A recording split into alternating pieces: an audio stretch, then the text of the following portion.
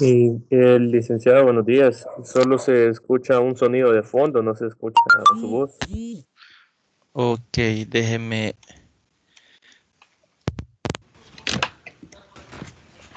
Hola, no sé si me escuchan ahora. Ya, sí. Ahora, Hoy sí. Ah, ok. Sí, es que no me había percatado que.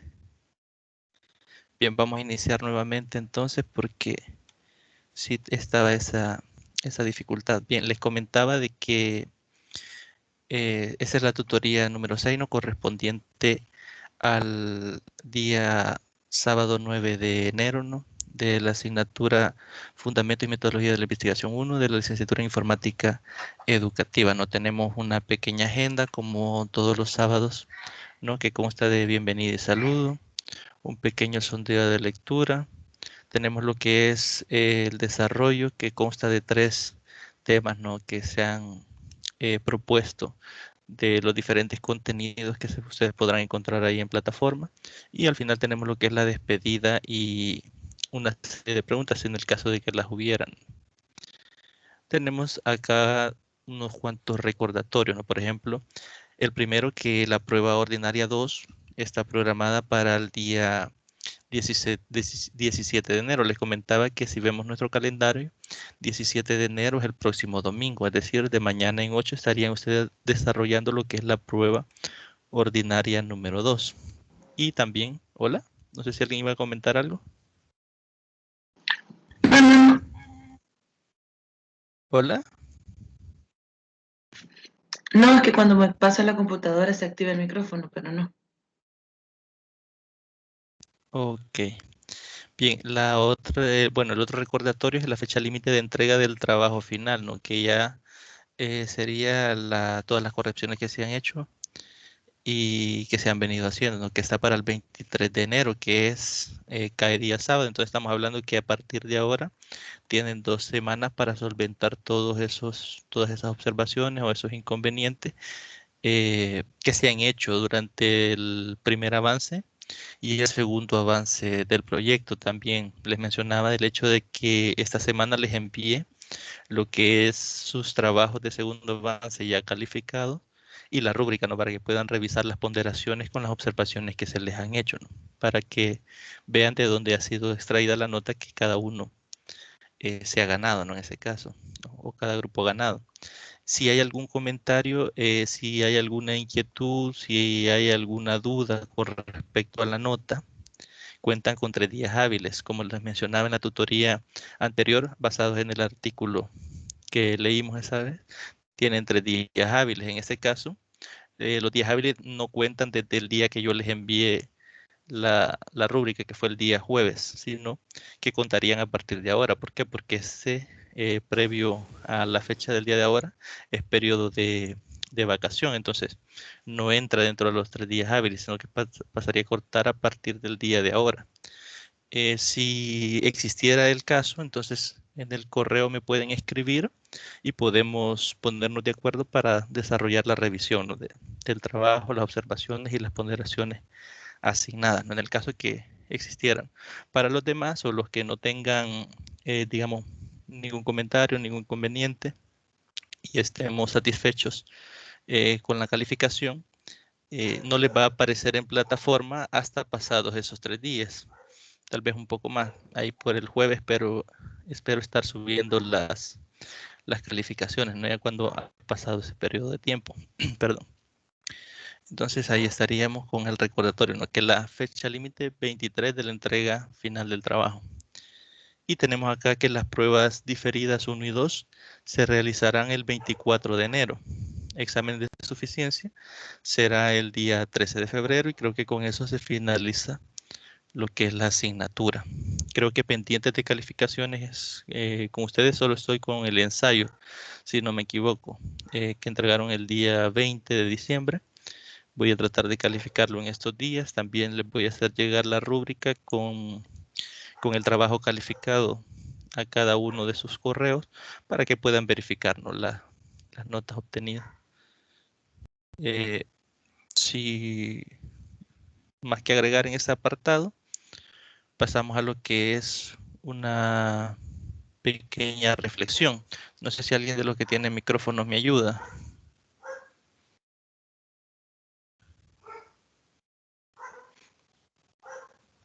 Lo leo. Sí, sí.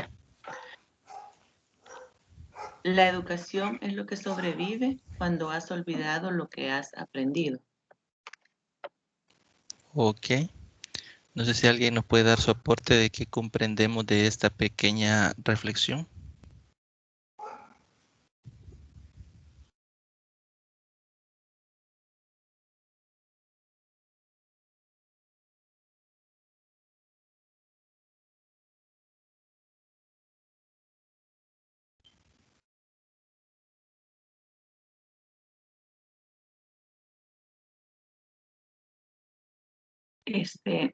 La educación tiene mucho que ver como también en cómo uno se comporta, ¿vea? Siento yo, ¿vea? Entonces, Correcto. el aprendizaje son como cosas que se van adquiriendo, pero la educación es algo que uno lo va como adentrando en nuestra forma de ser. Entonces, Correcto. qué es lo que uno va demostrando? Porque hay cosas que uno aprende de ciertos grados, digamos, y a veces, bueno, ese que es lo que bien se aprende nunca se olvida, pero creo que como que la educación como viene de adentro, que es lo que más sobrevive. Y es un poco más conductual, ¿no? En este caso, es decir, como usted bien lo dice, es algo que vamos adoptando en nuestra personalidad. Por ejemplo, a veces vamos a la tienda y decimos gracias, permiso, buenos días, o saludamos a la persona. Todo eso es parte de nuestra educación y es algo que hemos adquirido, ¿no? En todo nuestro proceso. Cuando lo confrontamos a veces con las cosas que se tendrían que haber aprendido, a veces pues, nos ponemos a pensar, por ejemplo, que se aprendió en quinto grado, en sexto, en séptimo. La mayor parte de veces nosotros no recordamos, digamos, a exactitud esos contenidos. Tal vez tenemos alguna pequeña noción, pero no tenemos ese conocimiento que se supone que se debería tener. Entonces, cuando olvidamos todas esas pequeños fragmentos de información que hemos aprendido en nuestro pasado, lo único que sobrevive o lo que nos dice la frase que sobrevive es esa educación que hemos adquirido, ¿no? Es decir, el cómo nos comportamos, ¿no? En la sociedad, ¿no? Entonces, eso es quizás una relación tan importante porque imaginémonos que somos profesores de matemática o en su caso profesores de informática, ¿no? O docentes de informática. Entonces, a veces como docentes nos centramos tanto en que el estudiante aprenda, digamos, lo básico de la asignatura y dejamos de lado lo que son roles educativos que quizás también es importante que enseñemos. Es decir, podemos enseñar lo que es empatía, lo que es solidaridad, que son partes de la educación, ¿no? Enseñar todos esos valores que hagan una persona integral, ¿no? Eh, en la sociedad, ¿no? Entonces, a veces no hay que centrarnos, digamos, tanto o obsesionarnos tanto con el aprendizaje o los contenidos teóricos si dejamos de lado lo que es los valores que inculcamos a nuestros estudiantes. Eso debe ser un proceso en el cual mezclemos, ¿no?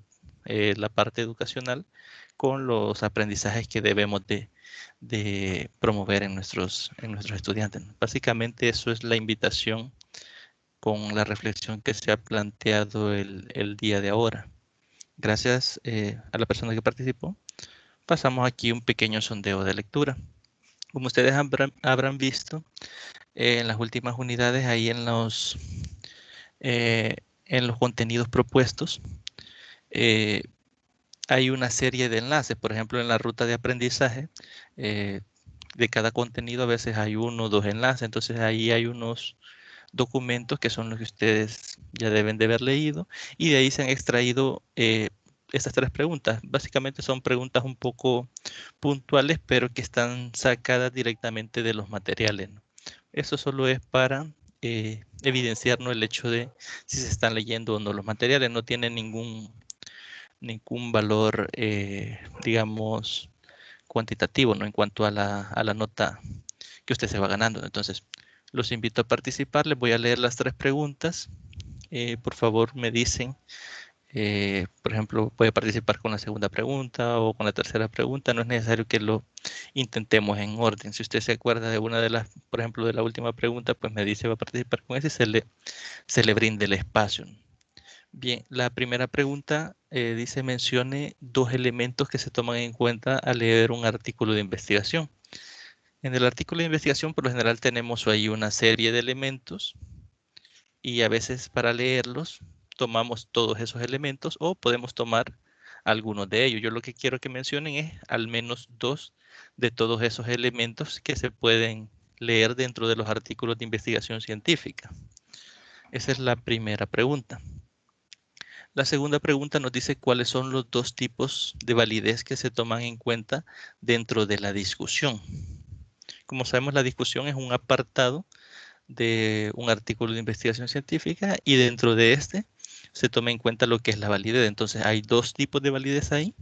Lo que estoy pidiendo acá únicamente es que me mencionen esos nombres de esos 2 tipos de validez. Es una pregunta bastante puntual. Y la tercera pregunta menciona las 3 etapas de la devolución pautada. Cuando nosotros devolvemos resultados o de la devolución de resultados, ahí el material nos menciona que en la devolución pautada se toman 3 etapas. Solo es mencionar esas 3 etapas. Entonces, les dejo abierto el espacio. Me dice por favor con qué pregunta quieren aportar o participar y pues se les brinda el espacio.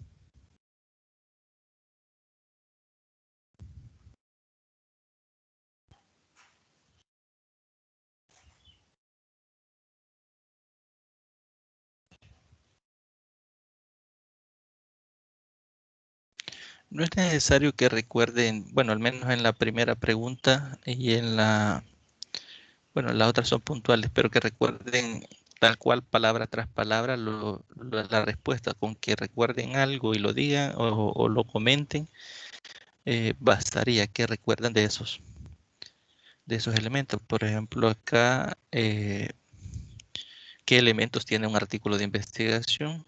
Y esos elementos son los que se pueden leer, ¿no? O los podemos revisar a la hora de revisar estas investigaciones. De lo de la validez, creo que ya habíamos hablado en tutorías anteriores y creo que acá se repiten los 2 tipos de validez que se toman en cuenta y pues lo único nuevo serían lo de las 3 etapas pautadas.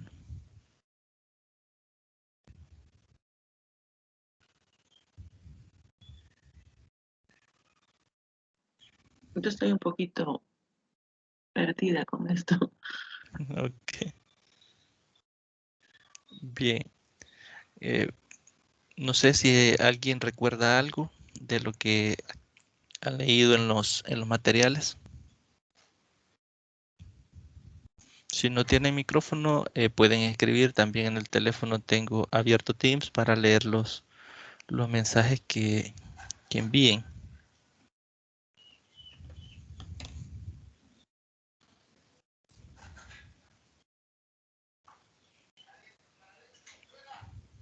Bien, si no hay participaciones, vamos a pasar entonces a lo que es los contenidos, ¿no? Porque no sé si alguien está escribiendo en, en el chat para participar o alguien de los que tiene micrófono puede al menos con una de las preguntas.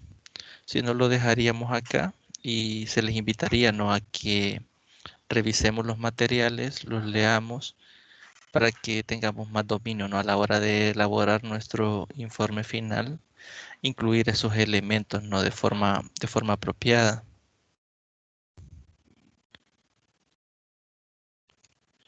Vamos a pasar entonces a lo que es la propuesta. El primer contenido a revisar o a tener en cuenta el día de ahora es cómo leer una investigación, que es el contenido 4.1. En este apartado, ustedes, si siguen la ruta de aprendizaje, van a encontrar 3 enlaces, si no me equivoco. La información que se ha sacado o se ha extraído para la presentación del día de ahora es únicamente de 2 de esos 3 materiales, ya que es un documento muy extenso y pues por cuestiones de tiempo no se puede, digamos, incorporar la mayoría de la teoría que está ahí. Entonces la invitación es que vayan, descarguen esos archivos y los lean con más detenimiento, ¿no? Pero acá vamos a revisar algunos de ellos. En la primera pregunta yo les decía, Perdón. hola, ¿sí? ¿De dónde vamos a sacar esto? En la ruta de aprendizaje, De las 5. sí, de la 4 creo que está. Ahí aparecen unos enlaces. Ah, no es de las 5. De la No, mañana 5. ajá. Si ustedes siguen la ruta, se los voy a mostrar por acá. Acá está aprendizaje 4 y tenemos cómo leer una investigación científica, ¿no? Y ahí ustedes tienen 2 enlaces.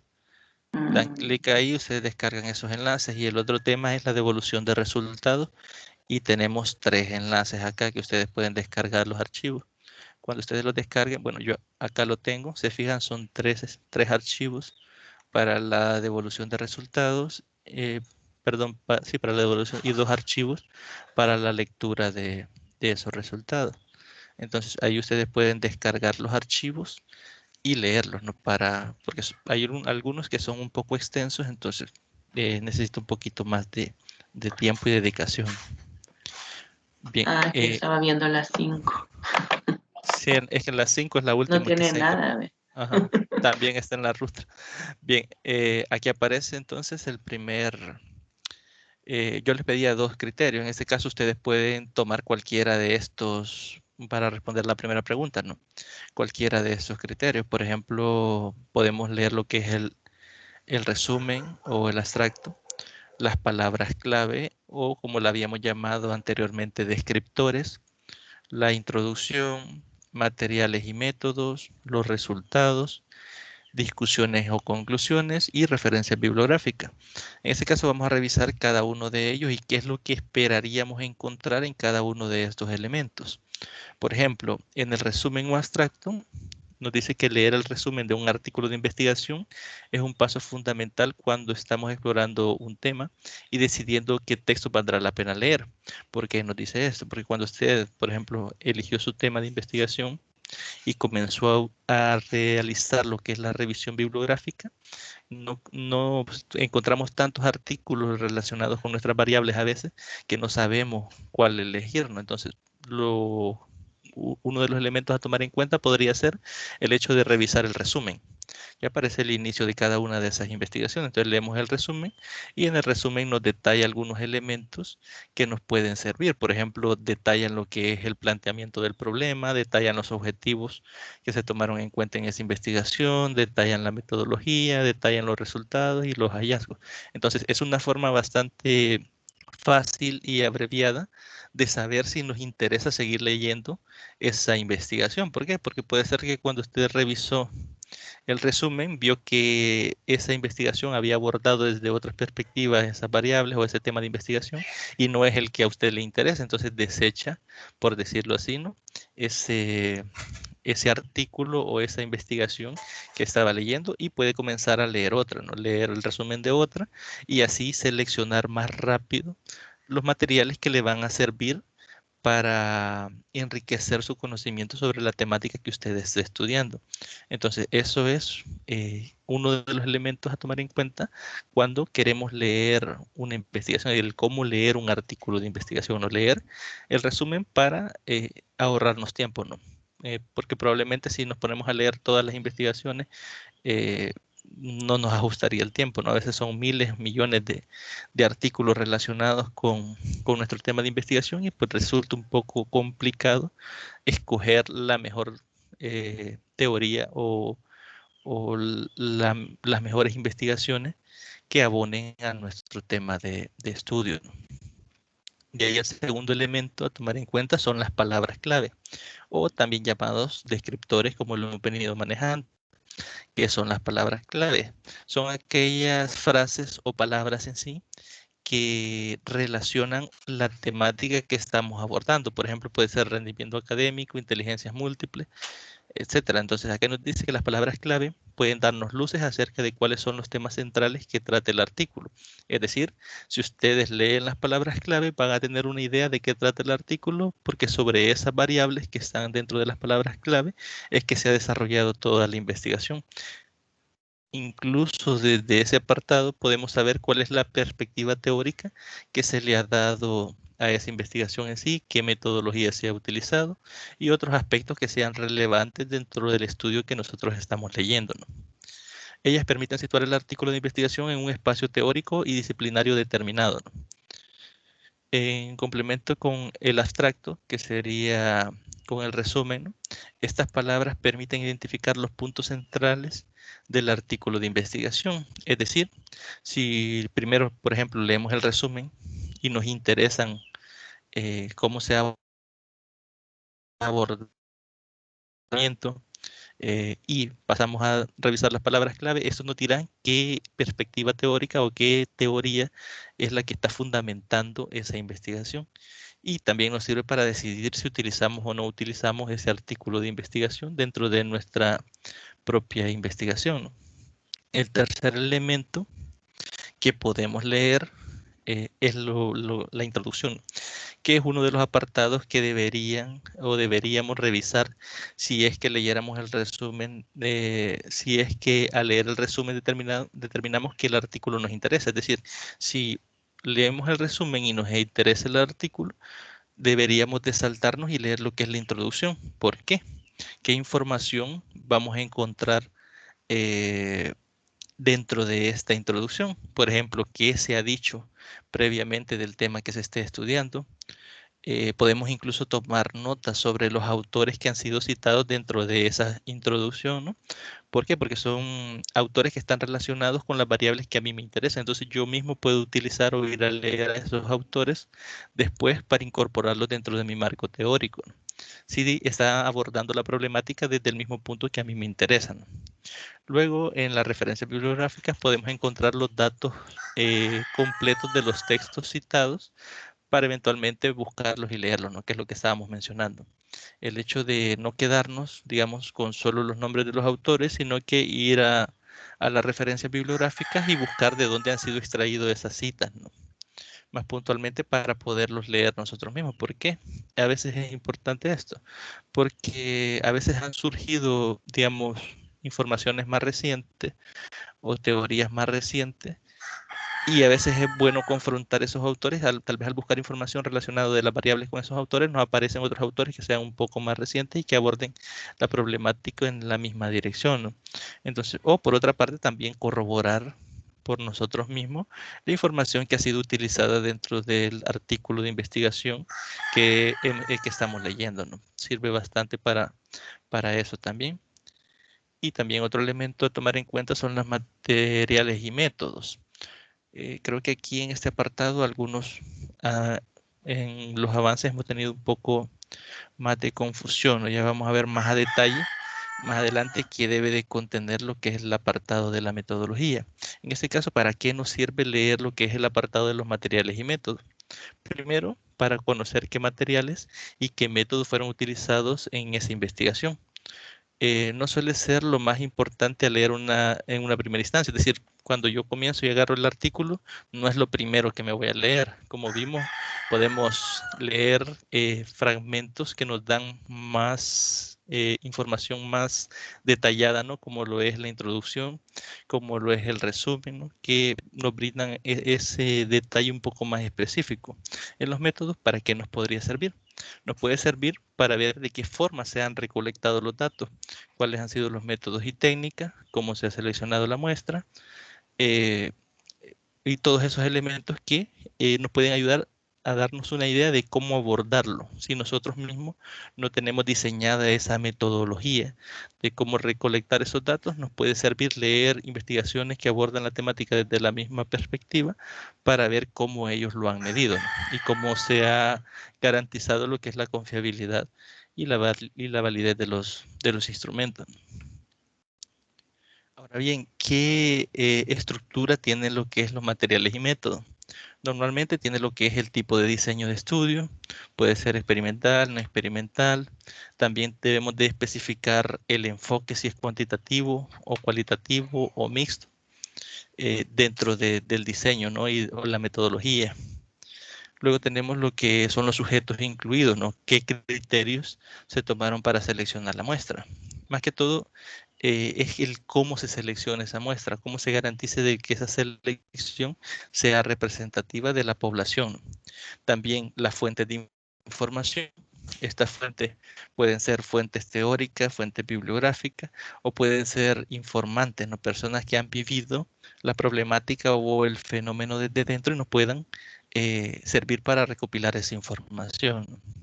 También debe de contener dentro de la estructura lo que es la descripción de la intervención y definición de los puntos finales de la investigación. Si son en el caso de ser estudios experimentales, ¿no? Es decir, cuál es la finalidad de llevar a cabo la investigación con ese enfoque, ¿no? En el caso de que sean estudios experimentales. También debe de llevar como quinto punto lo que son los instrumentos y procedimientos de medida, que en este caso la mayoría utilizados en los enfoques cuantitativos suelen ser los cuestionarios, ¿no? También definir las variables y covariables incluidas en el estudio, que son los factores que inciden dentro de la problemática y cómo se van a evaluar esos factores, es decir, cómo vamos a medir esas variables. Por ejemplo, si una investigación tratara sobre la felicidad, por ejemplo, la felicidad no es un objeto, es, digamos, algo un poco más abstracto, es un concepto abstracto, no es algo que podamos, digamos, ver qué tan feliz o no está una persona. Pero sí podemos tomar algunos factores que nos indican si una persona está feliz o no. Por ejemplo, si sonríe a menudo, si es amable, si anda de buen humor, etcétera. Entonces, todos esos factores nosotros los asociamos con la felicidad y nosotros no medimos la felicidad en sí, sino que estamos midiendo lo que son los factores que inciden en la felicidad.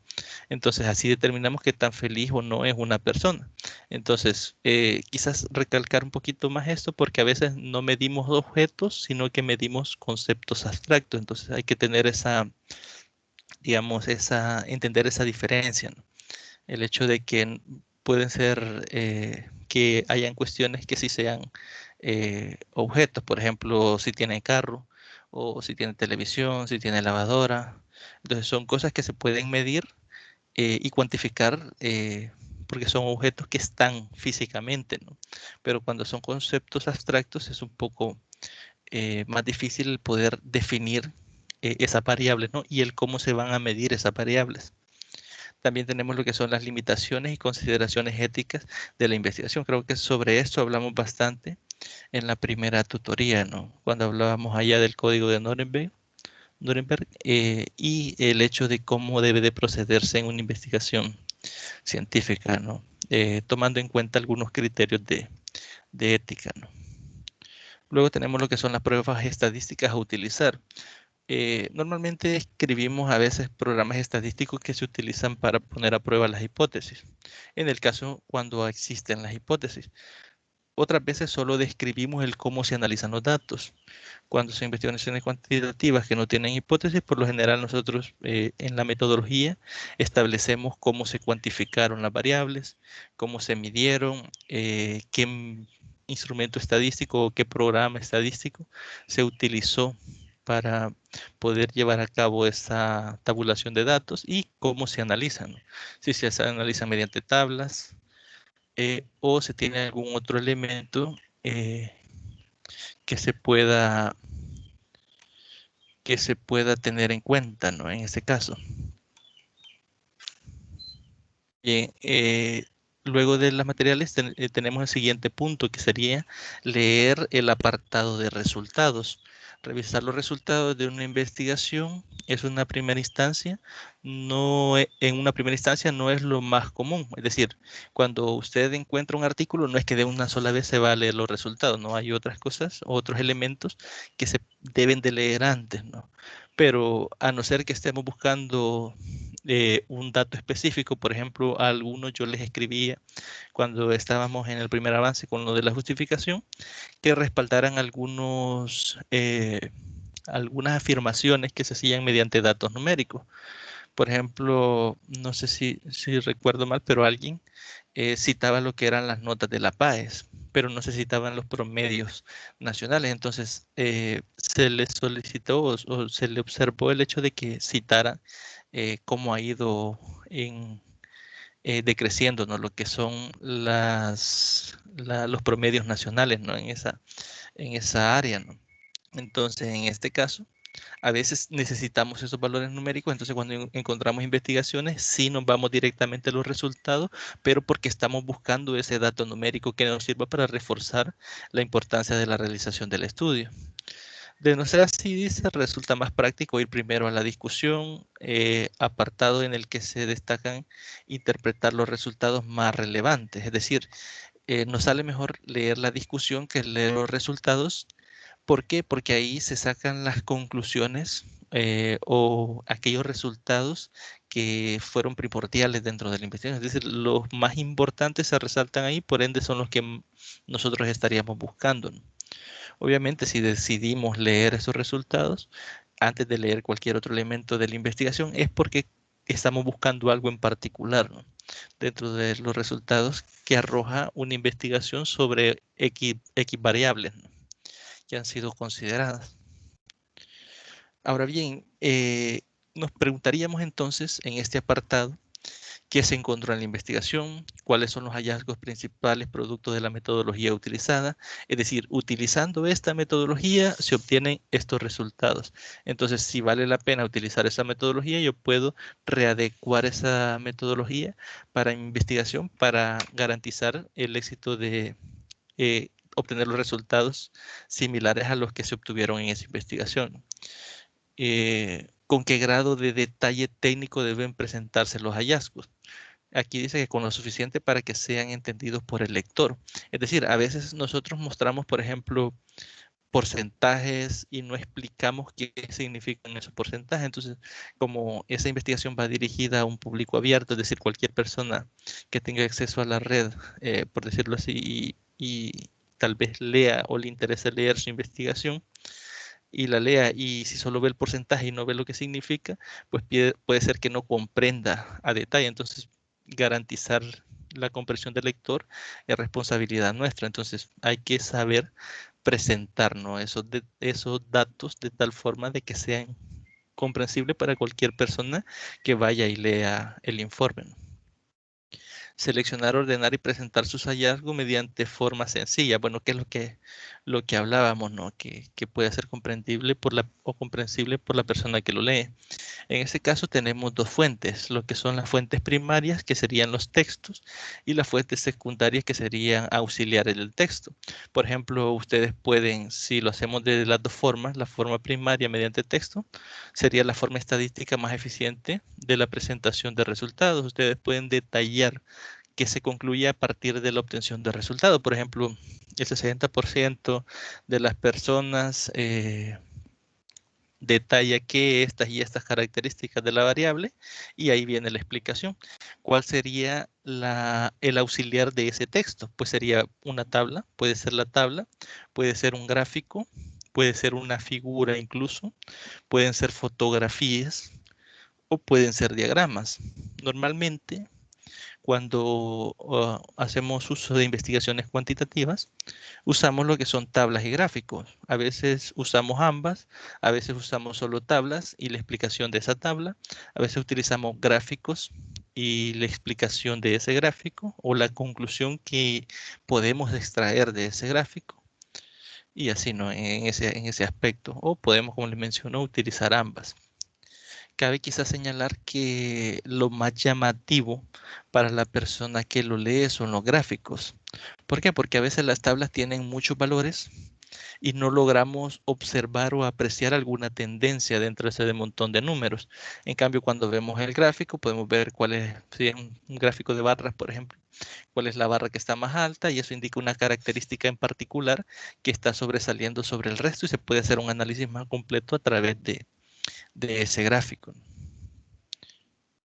Bien, el siguiente elemento a considerar es la discusión o conclusiones.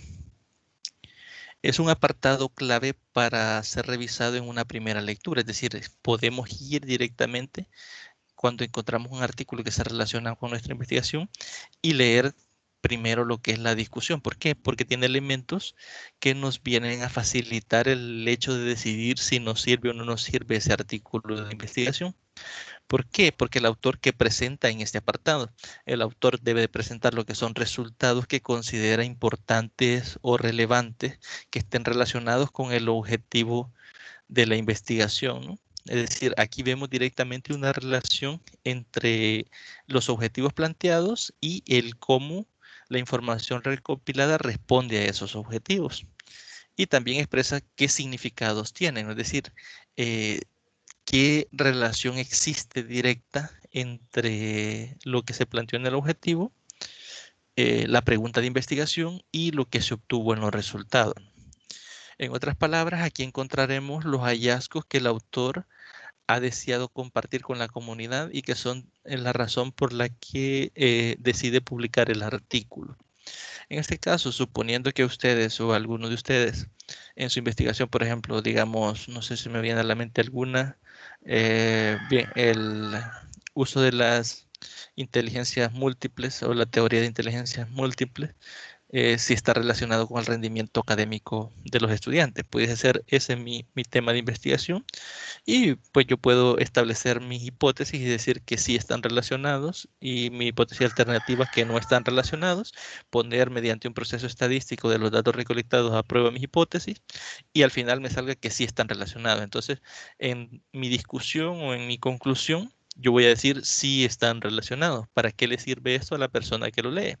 Porque se viene tal vez él no sabe si están o no están relacionados esas variables, ¿no? Entonces lee la discusión y lee que en mi hallazgo es que sí están relacionados y selecciona mi investigación como fuente para desarrollar su propia investigación. Entonces, en ese caso, le ha servido revisar directamente lo que es la discusión o conclusiones para seleccionar información que le es relevante para para su investigación.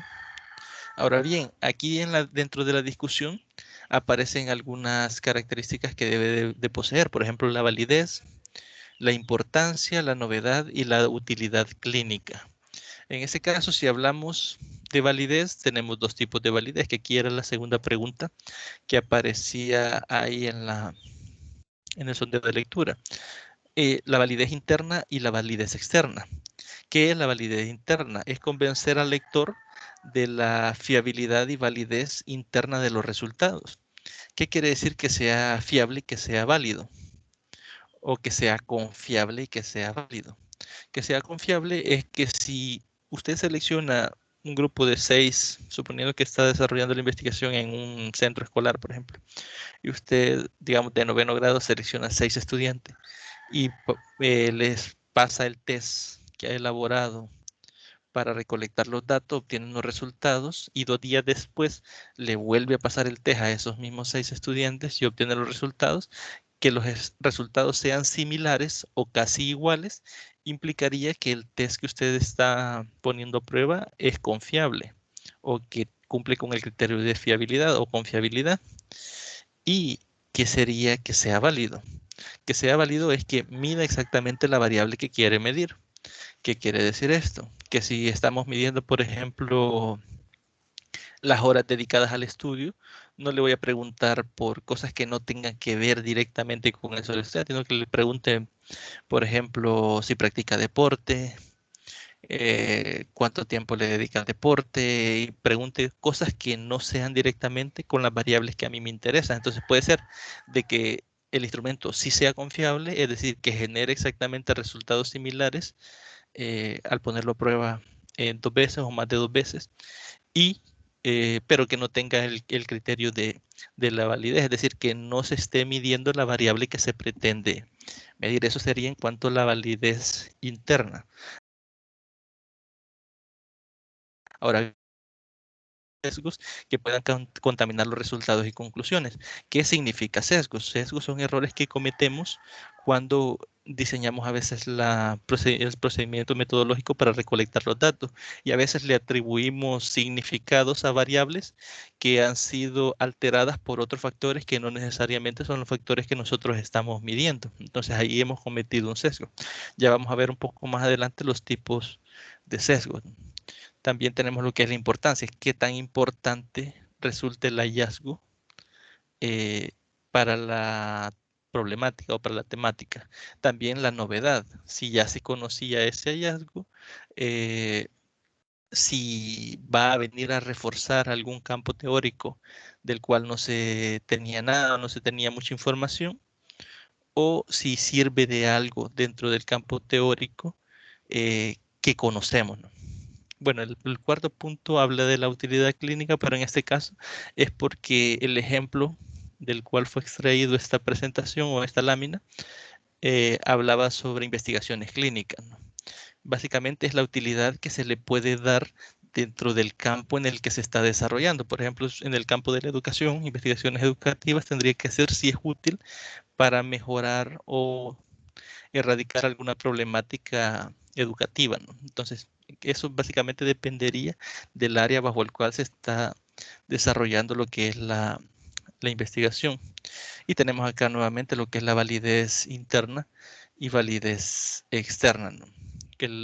Es lo que les mencionaba, las diferencias observadas en las variables resultados en los individuos o grupos de participantes en nuestro estudio son atribuibles a las variables predictorias, que serían las causas, y no a otras variables externas, ¿no? Factores de confusión o al azar. La validez externa, a qué población y en qué medios y condiciones puede aplicarse los resultados de estudio. Es decir, bajo qué contexto ese instrumento podría repetir los mismos resultados o resultados similares. Se puede generalizar o extrapolar los resultados obtenidos de la muestra estudiada a la población de donde proviene. Sería otra pregunta a la que habría que dar respuesta con la validez externa.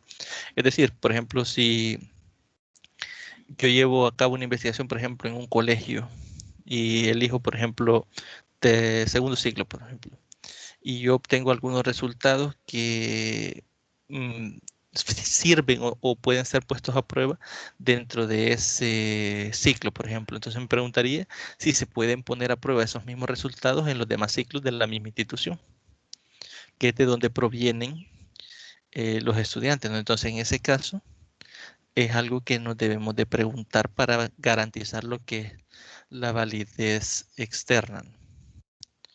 Ahora bien, ¿qué estructura debe tener la discusión?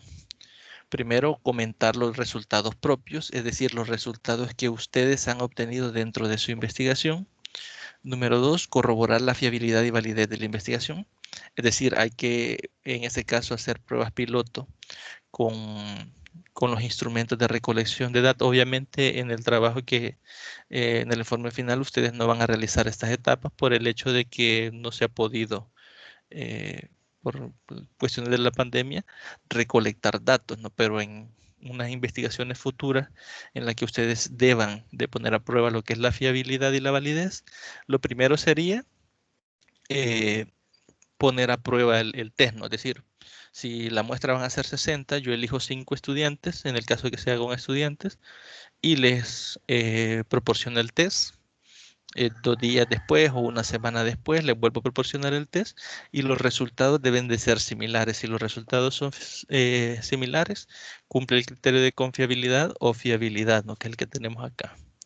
Y la validez, que ya lo veíamos, ¿no? Que es que mida exactamente la variable que se pretende medir. Es decir, que todas las preguntas o todos los ítems que han sido elaborados dentro del instrumento respondan a variables que estén dentro de nuestro objetivo de estudio, ¿no? O dentro de nuestro tema investigativo. Como tercer punto, aparece lo que es la interpretación de los hallazgos no esperados. Es decir, aquellos resultados que ustedes no se habían planteado o que ustedes no pretendían o no conocían, ¿no? Que se podían encontrar con ellos en el proceso. Un ejemplo de esto, que quizás creo que les comentaba en una tutoría, que una vez me tocó realizar un trabajo en una institución sobre lo que es el sexismo. Y pues nosotros veíamos que niños y niñas jugaban juntos. Entonces, un apartado, una variable a considerar dentro de los lineamientos que nos habían dado era el hecho de si los niños se consideraban mejores que las niñas. Entonces nosotros a priori, es decir, antes de desarrollar la investigación, de poner a prueba los instrumentos, nosotros decíamos que no. O sea, en el grupo en el que estábamos trabajando decíamos que no, porque nosotros los veíamos que compartían los mismos espacios. Es decir, en la cancha jugaban juntos fútbol, jugaban juntos béisbol, o sea, se mezclaban, pues. Entonces, nosotros decíamos, si ellos se consideraran mejor que ellas o ellas mejor que ellos, no jugarían juntos. O sea, ese era nuestro análisis de lo que podíamos observar. Pero ¿qué pasó? Que cuando se puso a prueba el instrumento y se les preguntaba directamente a los niños si se consideraban mejor que las niñas, más del 60% decían que sí. En las preguntas eran, ¿se considera mejor que las niñas en cuanto a fútbol? Sí. En cuanto a béisbol, sí. En cuanto a cuestiones académicas, sí. Entonces, sí existía esa cuestión del sexismo dentro del centro escolar, pero nosotros no esperábamos encontrar ese hallazgo, es decir, no esperábamos ese resultado por lo que habíamos observado. Entonces, hay que discutir dentro de la estructura, en el apartado de discusión, esos resultados que para ustedes fueron inesperados, no son resultados que ustedes no esperaban. El cuarto punto, controlar los datos de la investigación, confrontar los datos de la investigación con otros similares, es decir, otros datos de investigaciones previas, ¿no? A ver qué ha ocurrido, si se ha mantenido la relación, si hay alguna variación, y si hay alguna variación, explicar el por qué se cree que se ha dado esa variación. El quinto punto, reconocer las limitaciones de estudio y confirmar la ausencia de sesgos. Como bien lo mencionábamos antes, ausencia de sesgos o sesgos es no cometer esos errores, que es autocrítica con honestidad de nuestro trabajo, ¿no? Es decir, el por qué consideramos de que tal vez haber tomado o evaluado una variable de alguna forma específica puede haber generado algún sesgo en particular. Por ejemplo, imaginémonos de que utilizáramos instrumentos diferentes. Por decirlo, esto que voy a mencionar es un error, pero supongamos que lo hicimos, o sea, que desconocíamos y lo hicimos. El hecho de utilizar, digamos que la misma muestra pertenece a a 10 personas, digamos, a 10 personas, y yo pretendo medir las mismas variables en esas 10 personas, pero a 5 de esas personas les paso un instrumento y a las otras 5 les paso otro instrumento. Y luego analizo los datos en conjunto. Entonces ahí yo he cometido un sesgo, porque la recolección debe ser la misma para todos los elementos de la muestra. Es decir, si a la muestra de estudiantes, por ejemplo, les paso encuestas, debe ser la misma encuesta para todos. No focalizarnos en diferentes grupos. Entonces, eso puede proporcionar un sesgo. Entonces, es algo que no se debe hacer. Suponiendo que lo hiciéramos, es una de las autocríticas que se pueden hacer con honestidad en nuestro trabajo. Es decir, si se utilizaron estos y estos instrumentos de esta forma, podría provocar estos y estos inconvenientes, ¿no? Y verse afectada lo que es la confiabilidad, ¿no? O los resultados del estudio directamente. El sexto punto, discutir las implementaciones teóricas y prácticas de estudio, valorar el alcance de la investigación, es decir, el para qué van a servir esos resultados. Por ejemplo, volviendo al tema educacional, si hay una investigación que sirve para solventar alguna problemática, por ejemplo, puede ser la utilización del teléfono dentro del centro escolar, por ejemplo, y se encuentra que si se utiliza alguna metodología adecuada, se le puede permitir al estudiante el uso del teléfono en clase, por decirlo así, ¿no? Es un caso hipotético. Entonces, yo debo de considerar en la estructura de la discusión si va a servir para que el profesor utilice esa información conocida y la ponga a prueba, ¿no? Y solvente el problema de que algunos estudiantes llevan siempre el teléfono a clase, ¿no? Entonces, debo de valorar, ¿no?, el para qué va a servir la realización del estudio dentro de la discusión. Como séptimo punto, sugerir nuevos estudios concretos sobre el problema de investigación.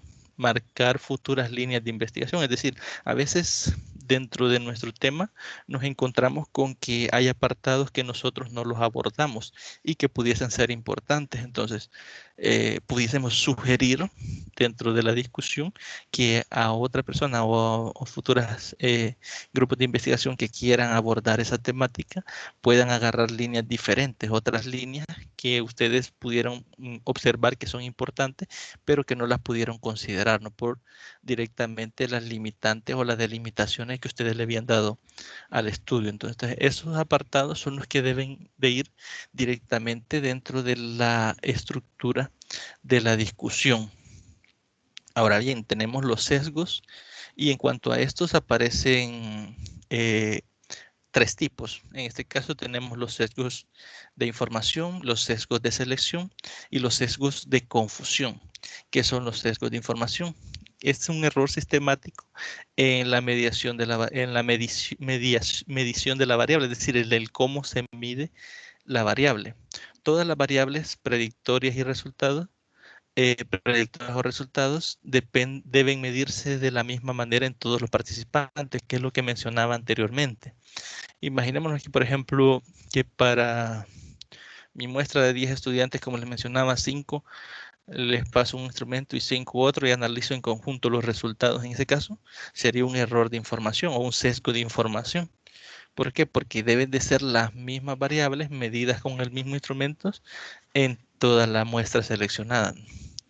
A eso hace referencia a lo que es el sesgo de información. El sesgo de selección es un sesgo sistemático en el proceso de selección de los individuos que limitan la comparación de los grupos, criterios de inclusión y de exclusión de la muestra, es decir, qué criterios se tomaron en cuenta para seleccionar la muestra. Dicho de otra forma, depende si ha sido una muestra probabilística o no probabilística, si se ha utilizado algún programa para determinar el número, si se garantiza que esos elementos que pertenecen a nuestra muestra representan en sí a la población y cómo se ha hecho, ¿no? ¿Cuál ha sido el criterio de seleccionarlo? Básicamente ese es un error que se puede cometer, ¿no? Por ejemplo, si fuese una investigación cualitativa, como les mencionaba en la tutoría donde veíamos cómo se debe seleccionar la muestra para que la muestra sea representativa, y les decía yo si deseamos investigar lo que es el embarazo en adolescente y tomamos de muestra personas que nunca han estado embarazadas y menos en adolescencia, entonces estaríamos cometiendo un sesgo. ¿Por qué? Porque la información que estas personas nos proporcionan o nos pueden proporcionar no es 100% verídica, ¿no? Ya que tal vez la han obtenido a través de terceras personas y no la han vivido en sí. Entonces, en investigaciones cualitativas es un poco más complejo el hecho de poder seleccionar una muestra que sea representativa de la población que tiene las características que a mí me interesa estudiar. Entonces es el segundo sesgo, ¿no? El cómo seleccionar la muestra o errores que se cometen al seleccionarla. Y el tercer sesgo es el sesgo de confusión, que es un error debido a la presencia de otras variables predictorias, con influencia sobre las variables dependientes, que serían los resultados, que han sido estudiadas y controladas adecuadamente. ¿Qué nos quiere decir todo esto de acá? Nos quiere decir que a veces existen algunas variables que nosotros no las consideramos, pero que pueden influir, digamos, directamente en la otra variable que nos interesa a nosotros. Por ejemplo, digamos que vamos a estudiar, por ejemplo, la desintegración familiar. Y yo afirmo que la desintegración familiar se da a causa del alcohol, por ejemplo, y no tomo en cuenta las demás variables. Entonces, si hago, digamos, algún instrumento que me mida el cómo el uso de bebidas alcohólicas o el equivalente, no, otro tipo de elementos que inhiban el pensamiento de las personas, propicia lo que es la desintegración familiar y dejo de lado lo que puede ser violencia doméstica, o cualquier otro elemento que tenga relación con la variable, ¿no? Y únicamente me centro en esa variable y después digo que esa variable lo provoca. Pero como no considera las demás variables y las demás variables está demostrado que también tienen incidencia en esa variable, entonces puede ser de que los casos en particular que yo mido se hayan dado por las otras afectaciones de las variables y no por la variable que yo estoy midiendo. En ese caso, los resultados estarían sesgados porque no se habría establecido correctamente todas las variables que intervienen o inciden en la variable independiente, ¿no? Que es la consecuencia, ¿no? Entonces ahí estarían los tres tipos de sesgo y tenemos ahora lo que son la conclusión, ¿no? Representa la respuesta del investigador, que sería el apoyando o apoyado en la interpretación de los resultados, ¿no? Es decir, el que se puede concluir a partir de los resultados obtenidos. Errores más frecuentes en las conclusiones que cometemos. Discordancia numérica entre objetivos y conclusiones. ¿Qué quiere decir eso? Que a veces planteamos más objetivos que conclusiones o a veces planteamos más conclusiones que objetivos, ¿no? Entonces dice que básicamente es uno de los errores que se cometen. También otro dice que las conclusiones no se justifican al no apoyarse en los resultados del estudio. Es decir, que podemos a veces digamos, establecer conclusiones que no están directamente generadas por los resultados obtenidos, es decir, no tienen nada que ver con el estudio que se realizó, pero nosotros la concluimos porque nosotros pensamos de esta forma, aunque no esté apoyado teóricamente en los resultados que hemos obtenido. Entonces, dicho de otra forma, no se toma en cuenta nada de los resultados para la conclusión que se ha elaborado. También otro error, las conclusiones no concuerdan con los objetivos, que es la pregunta de investigación, y por lo tanto dejan sin respuesta a la pregunta, ¿no? Como sabemos, lo que buscamos con los objetivos es poder dar respuesta a esa pregunta de investigación. Nosotros nos generamos una pregunta de investigación, establecemos un objetivo. Al cumplirse ese objetivo, nosotros estaríamos en la posibilidad de dar respuesta a esa pregunta, pero si al final nuestras conclusiones no están en concordancia o no están en relación directa con los objetivos, no se estarían cumpliendo estos y por ende no podríamos dar respuesta a la pregunta de investigación. Y la otra es que las conclusiones no se entienden, es decir, que el redactarlo o la forma en que se ha redactado o lo que se está tratando de establecer no se entiende, no se comprende lo que se está presentando, ¿no? Y al final tenemos lo que son las referencias bibliográficas, que en este caso sería revisar las referencias bibliográficas de un artículo. Puede ser muy útil cuando estamos recopilando fuentes de información para informarnos sobre un tema en particular. En ellas podemos revisar los títulos de diversos textos que podrían interesarnos y que podrían buscar para seguir documentándonos sobre esa problemática que nos interesa. Ahora bien, ¿qué errores se cometen frecuentemente con la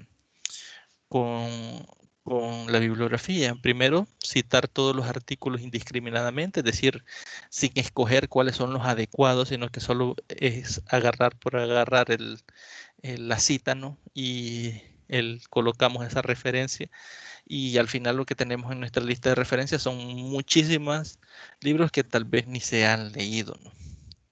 Número 2, copiar las referencias incluidas en otros artículos sin haberlas leído. Es decir, a veces copiamos 2 párrafos de un artículo de una investigación, nos vamos a la referencia bibliográfica y copiamos todas las referencias, aunque tal vez esos dos párrafos pertenezcan solo a una.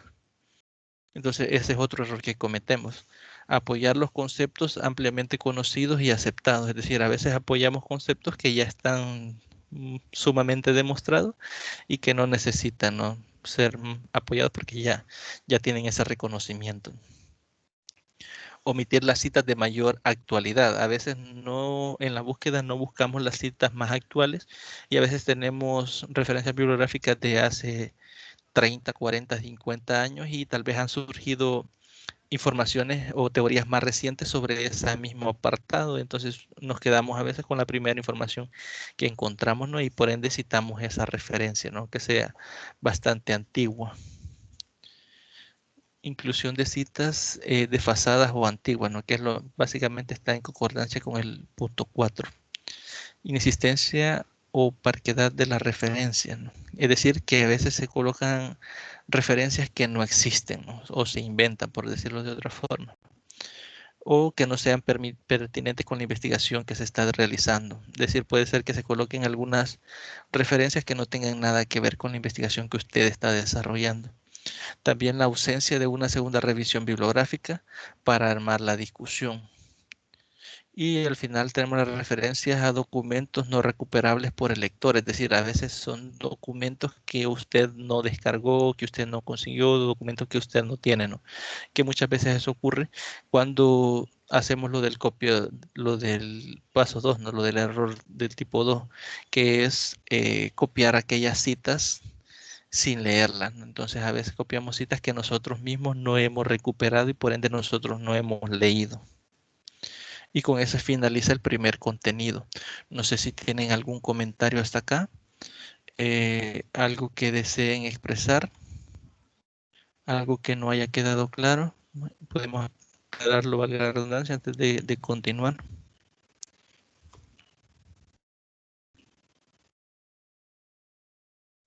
Por ahorita no. Perfecto. Bien, pasamos entonces a lo que es la devolución de resultados.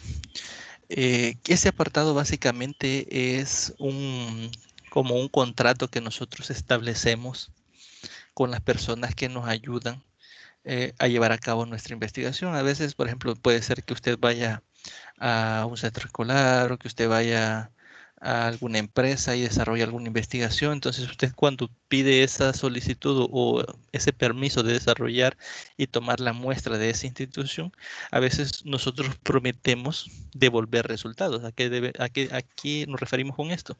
A que los hallazgos encontrados dentro de la investigación se los demos a conocer a las personas que pertenecen a esa institución. ¿Por qué suele darse esto? Porque al final la información que yo logro generar a partir de esa investigación no quiere decir que esa información es mía, ¿no? Esa información le pertenece a las personas que participaron en el estudio. Entonces hay que devolverles o retribuirles esos resultados, como se debe de hacer. Bien, aquí nos dice que la devolución en investigación suele concebirse como un momento de cierre, semejante a la presentación de un informe final o a los actores de la institución. Cuando hablamos de actores nos referimos a todas aquellas personas que participaron de la investigación. No necesariamente son solo los de la muestra, pueden ser todos los de la población, por decirlo de una forma. Si la investigación se llevó a cabo en un instituto y se tomó una sección de ese instituto, la retribución de resultados es para toda la institución y no solo para las personas que directamente participaron en la investigación. En el trabajo de investigación incluimos varios momentos de devolución. ¿A qué nos referimos con esto? Por ejemplo, cuando elaboramos el instrumento de recolección de datos, a veces preguntamos a las personas para poder tener claros los criterios a tomar en cuenta dentro del instrumento. Entonces ahí nosotros indirectamente le estamos devolviendo información porque le estamos haciendo saber qué es lo que estamos buscando, ¿no? Entonces propiciamos el hecho de que él conozca lo que nosotros estamos haciendo y por ende estamos devolviendo parte de esa información que nosotros hemos recolectado. Si bien elaboramos, digamos, una síntesis de los datos, estas no operan como cierre y por lo tanto permiten la producción de nuevas preguntas. ¿Qué quiere decir eso? Que nosotros pasamos el instrumento, tabulamos los datos y damos a conocer esos datos, pero no quiere decir que eso finaliza ahí. Puede ser de que hayan elementos que no se hayan tomado en cuenta y que permitan replantear esas preguntas para poder recabar información más pertinente o que sea de más utilidad a la institución donde se está desarrollando, ¿no? El cuestionario pueden modificarse lo que son las metodologías, puede incluirse unas nuevas variables que incidan más en la problemática, la evaluación del proceso de investigación hasta ese momento y la validación de los resultados, es decir, cómo garantizar que esos resultados sean válidos. Entonces, planteado de esta forma, podemos considerar entonces que la devolución no es un cierre, sino como una apertura que realza una y otra vez el sentido de una investigación. ¿Qué quiere decir eso? Que aunque no seamos nosotros los que desarrollemos nuevamente la problemática o la investigación desde cero puede dejar el camino abierto para que otra persona continúe con ese proceso, ¿no? Volver a desarrollar la investigación, repetir el proceso y dejar abiertos aquellos planteamientos que no fueron considerados. Entonces, a eso, o sea, más que un cierre, sería el hecho de poder dejar esa apertura para que se siga investigando bajo la línea que nosotros mismos hemos establecido.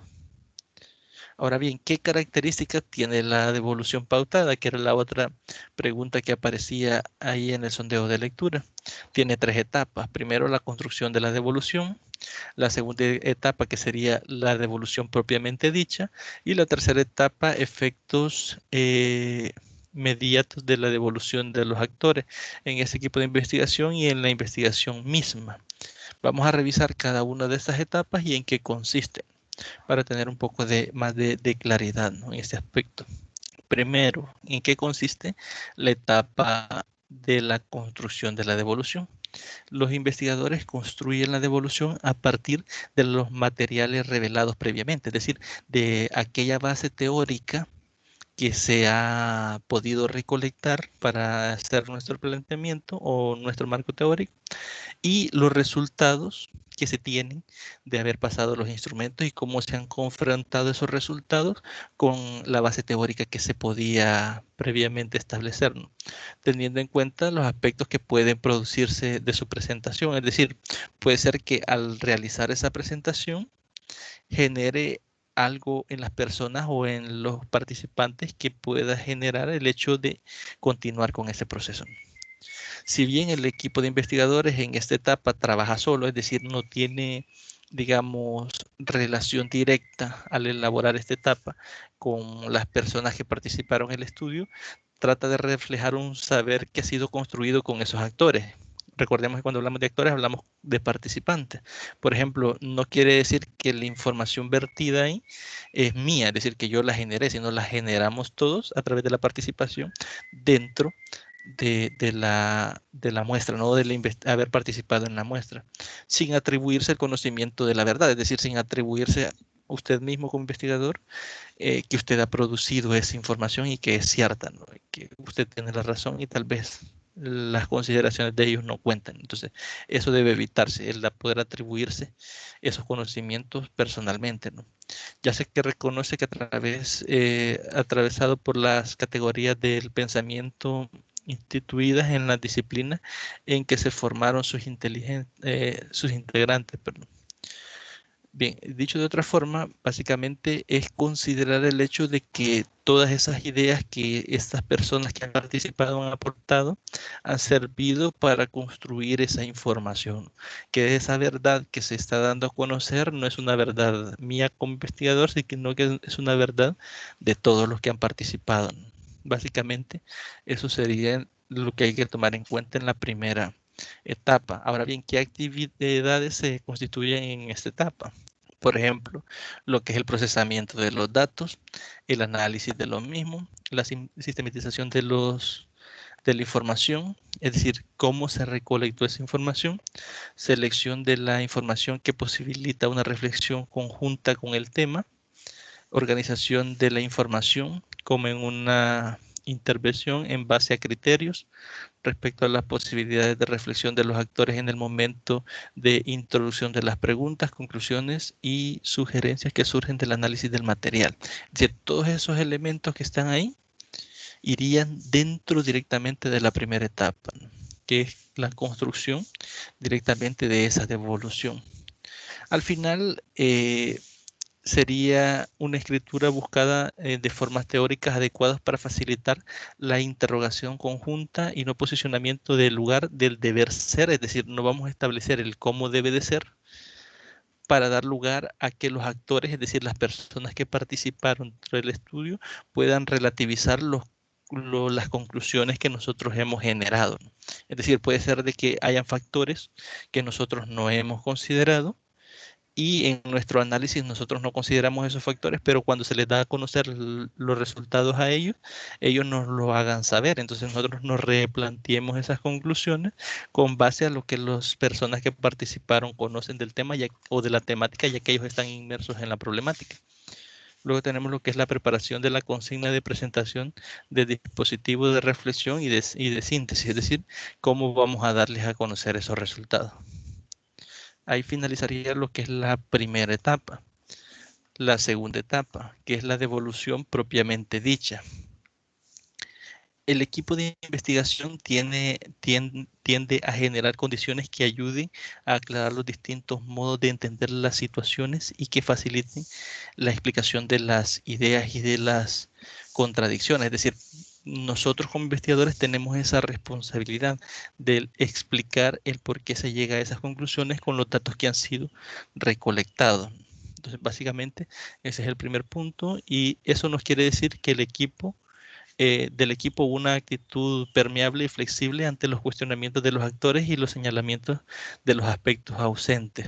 Como sabemos, a veces vamos a dejar de lado algunos elementos que ellos puedan considerar importantes, es decir, las personas que están dentro de la problemática consideren importante y pues nosotros tenemos que estar permeables, es decir, susceptibles y flexibles a escucharnos esos cuestionamientos y a entender o tratar de entender si están o no de acuerdo, el que consideran que se ha hecho bien, el que no está correcto, etcétera. Entonces hay que tener ese grado de apertura, ¿no? para dar cavidad a ese elemento, ¿no? También dice que se puede percibir tantos efectos inmediatos a partir de la asociación que genera el relato en grupo que permiten profundizar en los temas de discusión o limitan o cuestionan su alcance, como los silencios atribuibles al desinterés. Aquí he colocado una imagen, por ejemplo, normalmente cuando se desarrolla una tesis, al final la devolución de resultados que uno hace es la defensa, ¿no? de ese proceso. Entonces, a veces el hecho de que las personas respondan positivo o negativamente a esos resultados nos hace entender el interés que tienen por la problemática, ¿no? Obviamente, si no se pregunta, si no se cuestiona, si no se pone en discusión nada, si no hay ningún comentario y solo hay silencio, entonces eso se lo vamos a atribuir a que el público o las personas que han participado tienen totalmente desinterés en la problemática en sí, ¿no? Entonces, con eso estaría finalizando lo que es la segunda etapa. Y por último tenemos los efectos mediatos de la devolución en los actores o no los participantes en la investigación, en el equipo de investigación y en la investigación misma. Primero, efectos en los investigadores. Al considerar los efectos de la devolución sobre su modo de atender los problemas en estudio, el equipo analizará sus implicaciones, es decir, para qué servirá esa teoría que se ha generado, ¿no? Este análisis puede posibilitar una comprensión de otros aspectos o de factores, de facetas contradictorias del material analizado y servir para el reordenamiento de los datos y de la producción de un nuevo conocimiento. Es decir, puede servir que esta información sirva a alguien más, ¿no? Para utilizarla de base para desarrollar una nueva teoría o una nueva investigación o directamente para readecuarla y darle un sentido diferente, ¿no? También puede afinar la percepción del funcionamiento de los equipos de investigación y aumentar el discernimiento de la relación entre el equipo de investigadores y los actores. Es decir, establecer qué relación se dio entre las personas que realizaron la investigación y las personas que participaron directamente en ella.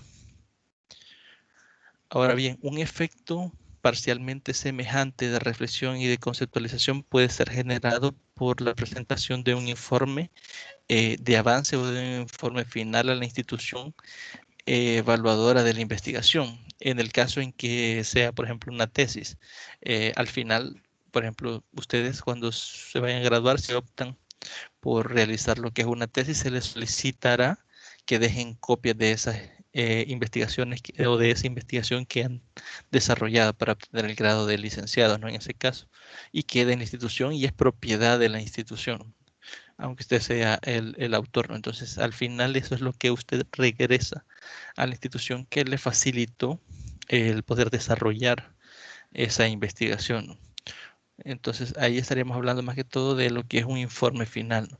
A veces cuando son investigaciones educativas, lo que se solicita es el informe final, ¿no? Así como en este proceso que ustedes están, en esta asignatura, ustedes van a devolver, ¿no? Con la entrega del trabajo final, esa presentación, ¿no? De qué obtuvieron. En este caso, como no se han podido desarrollar todas las etapas de la investigación y solo se han desarrollado las del proyecto, no vamos a tener esa confrontación de resultados con teoría, ¿no?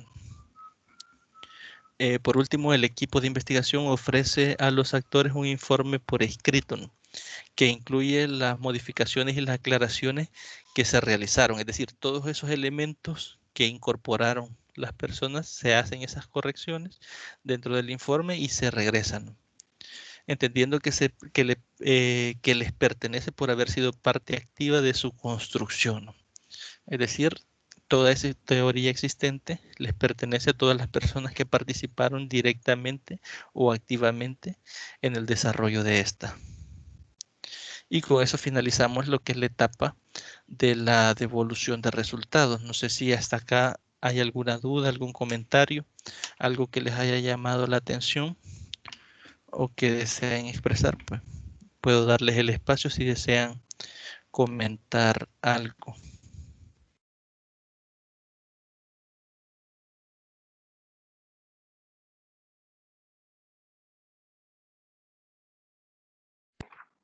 Gracias.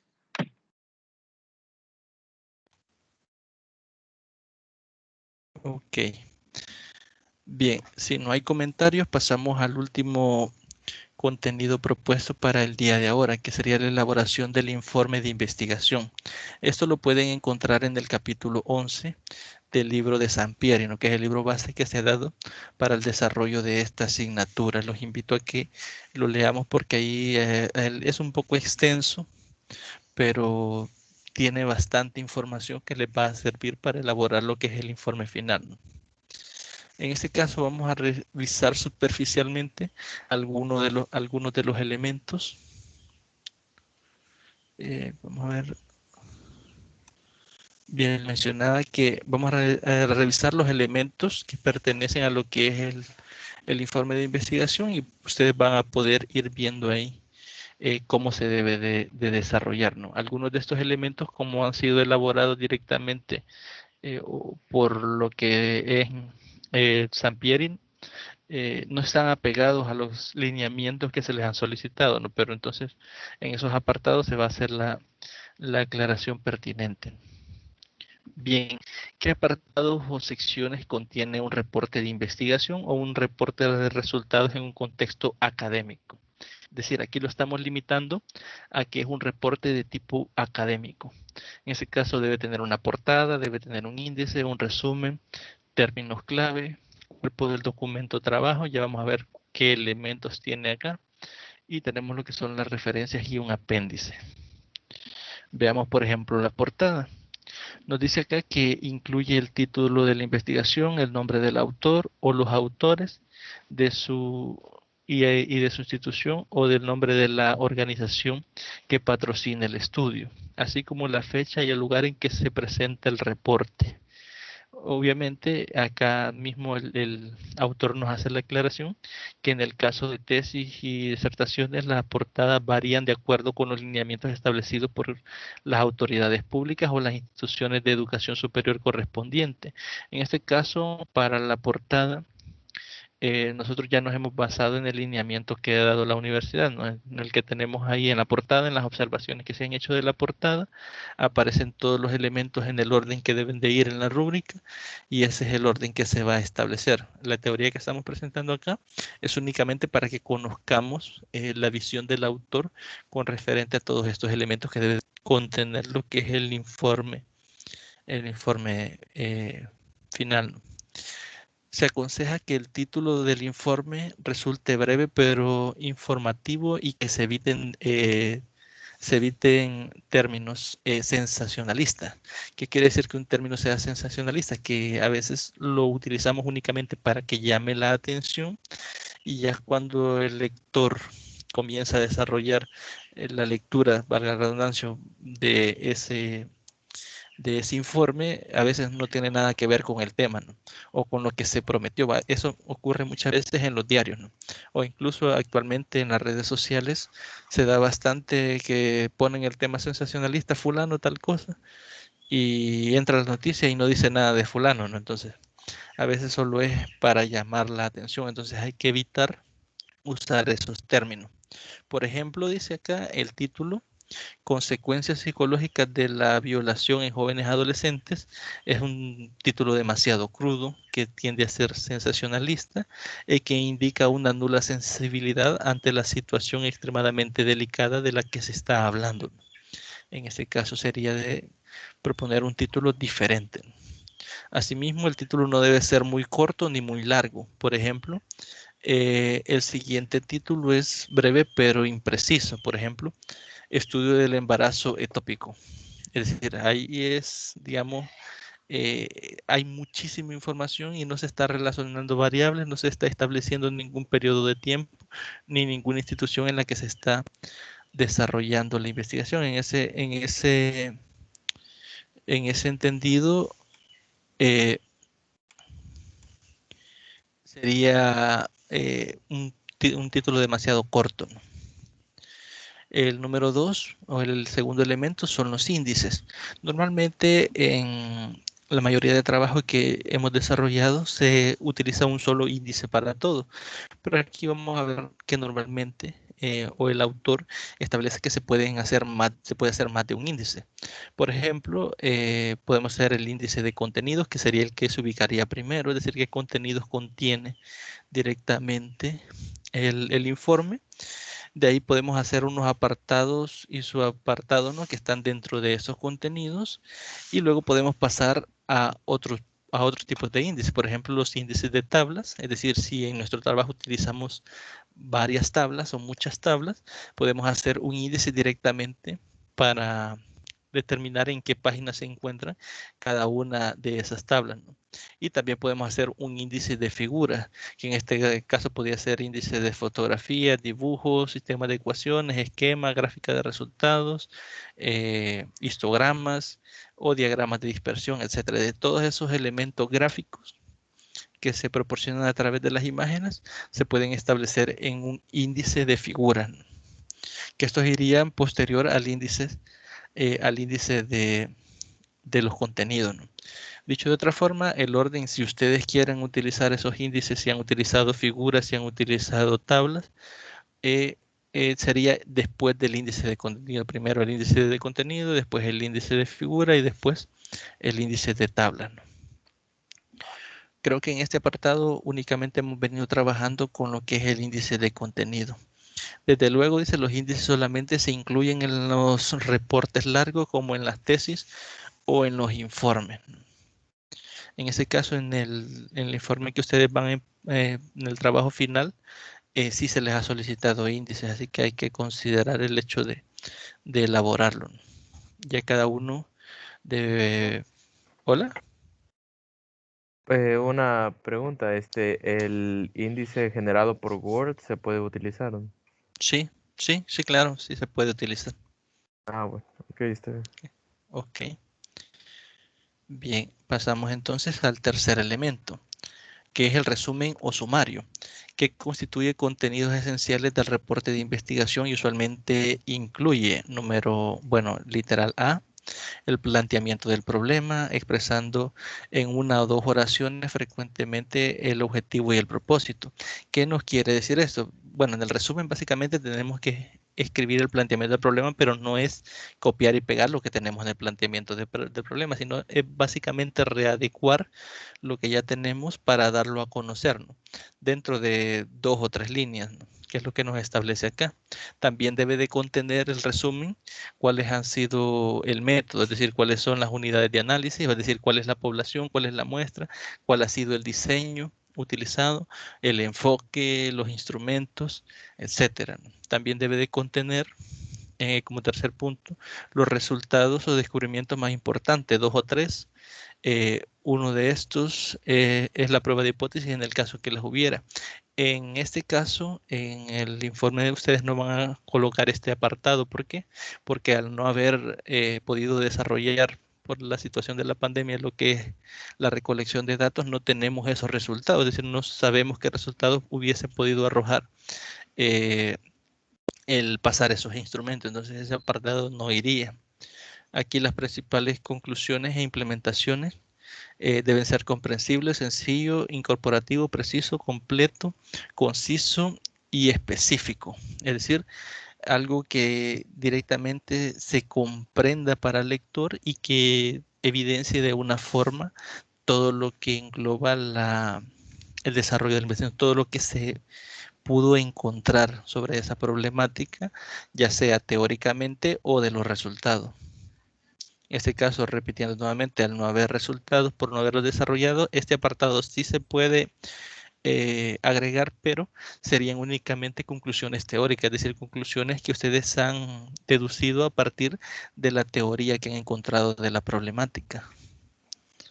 Ahora bien, en el caso de los artículos, las normas de revistas científicas solicitan que el resumen ande entre 100 y 300 palabras. Aquí nos dice que la Academia Psicológica, bueno, la Asociación Académica Psicológica del 2011 sugiere que no exceda las 120, es decir, que si son artículos, el resumen no tenga más de 120 palabras. Ahora bien, dice que si se trata de artículos conceptuales, que no exceda las 150 y que sea más de 100 y menos de 150. Que si son tesis o disertaciones, se sugiere que no exceda las 320, aunque se considera que lo estándar son 300, pero que no pase de 320 palabras. Y si son reportes técnicos, se sugiere un mínimo de 200 palabras y un máximo de 350. Entonces, si nos fijamos, ahí lo que nos está dando es como, perdón, intervalos del número de palabras que debe de contener el resumen del proyecto de investigación en este caso. Ahora bien, el cuarto punto son los términos claves. Nosotros también los habíamos revisado como descriptores en una tutoría anterior. Los términos que identifican al tipo de investigación o trabajo realizado y son útiles para ayudar a los indexadores y motores de búsqueda a encontrar los reportes o documentos pertinentes. Nosotros hacíamos un ejemplo, creo, en esa tutoría, utilizando varias palabras y utilizando el signo más. Como sabemos, a veces los motores de búsqueda lo que hacen es buscarnos todas aquellas investigaciones que tengan esa palabra o esa frase en particular. Eso lo podemos ver directamente cuando buscamos, por ejemplo, una canción. Usted coloca una frase que dice en la canción, inmediatamente el primer resultado es esa canción, ¿no? La letra de esa canción. Entonces, lo mismo ocurre con los trabajos, ¿no? O con los trabajos científicos, ¿no? Ustedes colocan esas palabras separadas con un signo más y le arroja al inicio todos aquellos resultados que tienen esas palabras como descriptores o como términos clave. Por lo común se solicitan que sean entre 3 y 5 términos, aunque algunas revistas permiten que sean hasta 8 términos clave. En este caso dicen el material, eso no lo coloque acá, pero que si son más de 8 se considera excesivo. Entonces, ustedes ahí deciden cuántas, en el caso de, bueno, más que todo cuando presenten su tesis, ¿no? Porque ahí sí les van a pedir este apartado, creo que en el proyecto no se ha solicitado. Entonces, pero bueno que lo conozcan, ¿no? Entre 3 y 5 es lo normal de los descriptores, ¿no? Un término clave puede abarcar más de una palabra, por ejemplo, modelación latente de Markov, ecuaciones estructurales, actitudes hacia las matemáticas. Si nos fijamos, esta actitud hacia las matemáticas es un descriptor o un término clave y no es exactamente una palabra, ¿no? Sino son varias palabras, pero es una frase en sí, ¿no? Que está describiendo lo que es ese término clave. Entonces, para aclararlo, un descriptor o un término clave no es una palabra en sí. Puede ser una oración, puede ser algo que caracteriza una variable específica. Como por ejemplo, aquí veíamos la fibra de madera, ¿no? Entonces, a veces son frases construidas que caracterizan a una variable, ¿no? Por ejemplo, cuando hablamos de rendimiento académico, estamos mezclando dos variables, lo que es el rendimiento y que ese rendimiento sea estrictamente en el ámbito educativo. Ahora bien, el cuerpo del documento consta de introducción, revisión de la literatura, que sería marco teórico, método, que ya vimos que el cómo, ¿no? Todos los elementos que debe llevar la metodología. También tenemos lo que son los resultados y al final la discusión. Esos 5 elementos son los que conforman el cuerpo del documento, ¿no? Vamos a ver un poquito de cada uno de cada uno de ellos, ¿no? Por ejemplo, la introducción dice que abarca los antecedentes tratados de manera breve, concreta y específica, es decir, describe qué es lo que se conoce sobre la problemática, pero no debe ser extenso, no debe ser un par de líneas, un párrafo a lo mucho, que englobe ese elemento, ¿no? También debe tener lo que es el planteamiento de problemas, los objetivos, preguntas de investigación, así como la justificación del estudio. Pero no quiere decir que es que vamos a copiar y pegar esos elementos ahí, sino que vamos a redactarlo de tal forma que expliquemos qué es lo que estamos buscando en el planteamiento, cuál es el objetivo, a qué buscamos dar respuesta con ese objetivo y el por qué es importante, ¿no? Y para qué es importante el desarrollo del estudio. También debe haber un resumen de la revisión de la literatura. En este caso, nuevamente, no es que se va a copiar y pegar lo que ya tenemos del resumen, sino que es que vamos nosotros a redactar qué es lo que hemos encontrado teóricamente que se conoce sobre la problemática.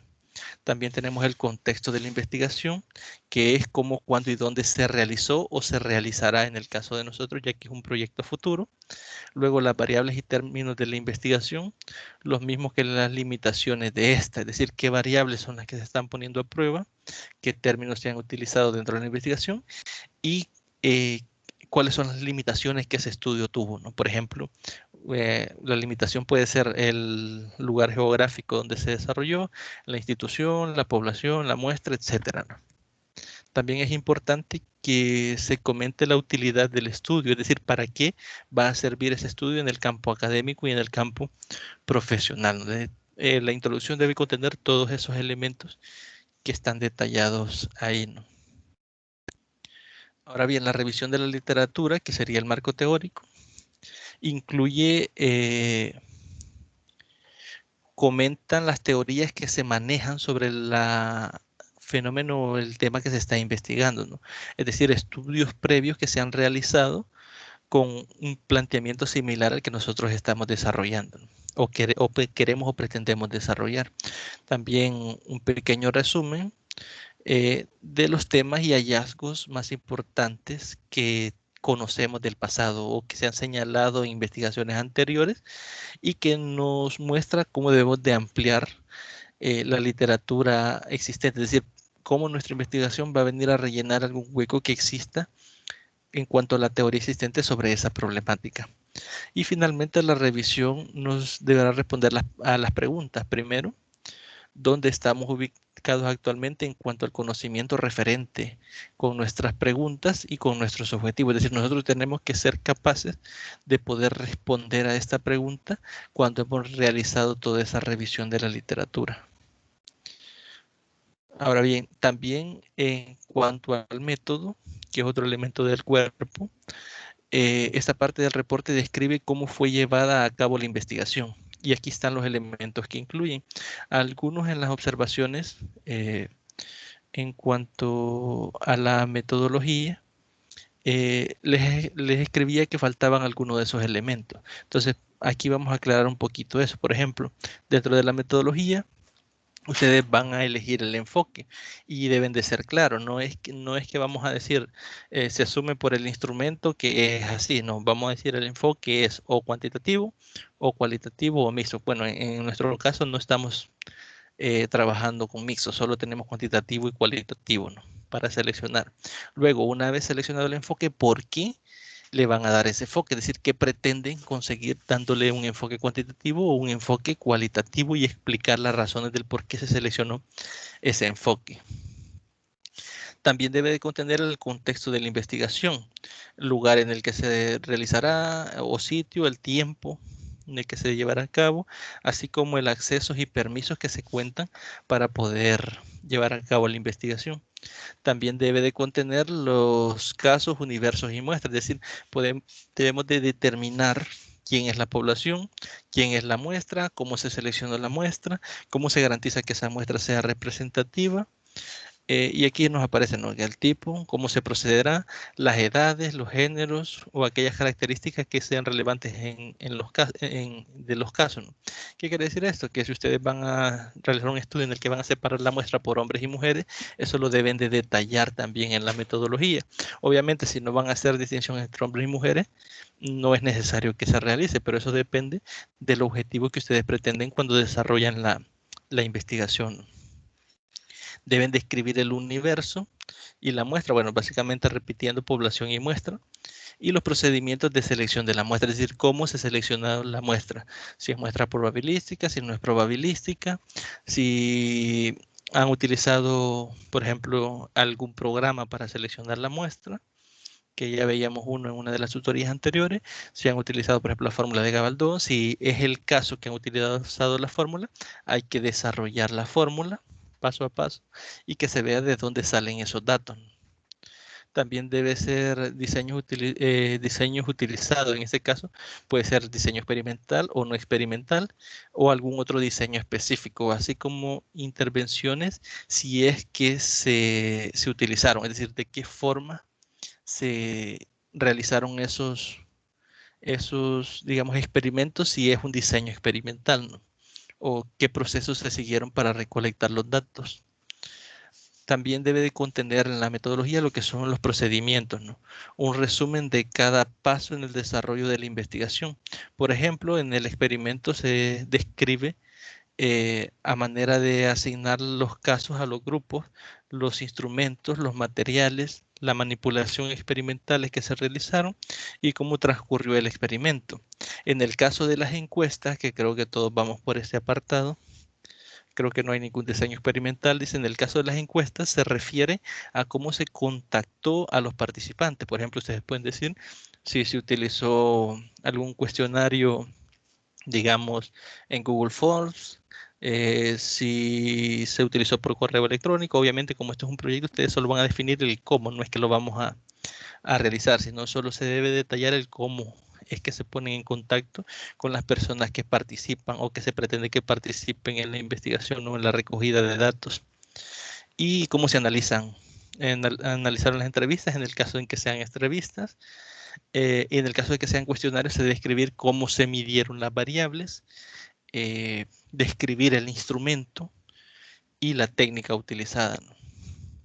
En este rubro se incluyen los problemas enfrentados y las formas en que se resolvieron. Es decir, si tuvieron alguna dificultad, por ejemplo, para contactar, por ejemplo, si es una institución, al director del centro escolar, a los estudiantes, o si hay algún inconveniente y cómo se solventó ese inconveniente, también lo escribirían ahí, ¿no?, en la parte de los procedimientos. También describir detallada la descripción detallada de los procesos de recolección de datos y qué se hizo con los datos una vez obtenidos. Creo que a 2 grupos les hice la observación con respecto a este apartado, porque solo llegamos hasta cómo se van a recolectar los datos y no cómo se van a analizar esos datos. Aquí yo les había colocado la imagen de Google Forms porque creo que la mayoría es la herramienta más fácil que tenemos para digitalizar nuestros instrumentos y podemos plantearlo como una posible solución a contactar o cómo se podría contactar en esta época de pandemia a los participantes, ¿no? De ahí tenemos, en cuanto a la recolección, es necesario describir qué datos fueron recabados. Esto es posterior a lo que es la recolección de datos una vez realizada. En este apartado de la investigación o en el proyecto realizado no iría este elemento, ¿no?, que básicamente describir cómo es que se recolectaron los datos, cuándo fueron recogidos, cómo, que serían las formas de recolección, los instrumentos de medición utilizados, cómo han sido medidos esas variables, con reporte de la confiabilidad, validez y objetividad, es decir, cómo hemos garantizado que se cumplan esos tres elementos, y así como las variables, conceptos, eventos, situaciones o categorías, es decir, cómo se ha establecido ese análisis directamente de toda esa información recopilada. Y al final tenemos lo que son los resultados, que son producto del análisis de los datos. Nos dice aquí que comprendían el tratamiento de estadístico que se dio a los datos. Bueno, en el caso de ser una investigación cuantitativa, en el caso en que se hayan planteado hipótesis, también se debe de plantear en la metodología, que eso se me olvidó agregarlo acá, el cómo se va a poner a prueba esa hipótesis, es decir, cómo se pretende probar la validez o la aceptación o no de esa hipótesis. Y regularmente el orden en el que aparecen los resultados es el siguiente. Por ejemplo, análisis descriptivo de los datos. Literal B, análisis inferencial para responder a las preguntas de la prueba de hipótesis en el caso en que las hubieran, ¿no? Recordando eso. Es importante destacar que en este apartado no se incluyen conclusiones ni sugerencias, así como tampoco se explican las implicaciones de la investigación. Eso iría ya en el apartado de la discusión o la conclusión, ¿no? Ese elemento no iría en lo que es los resultados. En la selección de resultados el investigador se limita a describir sus hallazgos, es decir, qué encontró con esos resultados, ¿no? Y confrontándolo con la teoría. Tablas, cuadros, gráficas, dibujos, diagramas, mapas, figuras generadas por el análisis. Como les decía anteriormente, a veces el más utilizado, al que recurrimos más en investigaciones cuantitativas, son las gráficas, ¿no? Y hay que seleccionar un tipo de gráfica que sea fácilmente interpretable, ¿no? De hecho, si ustedes revisan el material del que fue extraído esta información, que es el que veíamos al inicio ahí, lo descargan y lo leen con detenimiento, se van a dar cuenta que ahí nos explica que hay gráficos que se pueden malinterpretar por las formas que tienen. Y ahí nos da algunos ejemplos, ustedes los pueden revisar, están bastante comprensibles.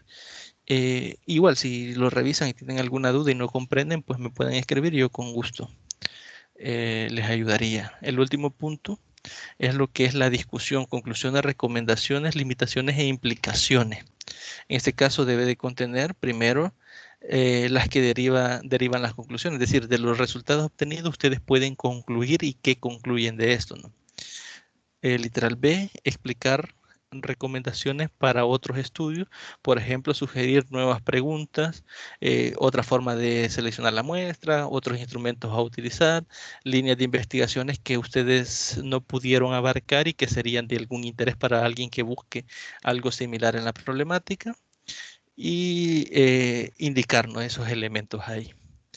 El numeral C nos dice generar los resultados a la población, y el D, evaluar las implicaciones del estudio, establecer la manera de cómo respondieron las preguntas de investigación, así como si se cumplieron o no los objetivos del estudio, ¿no? Eso iría dentro de la conclusión.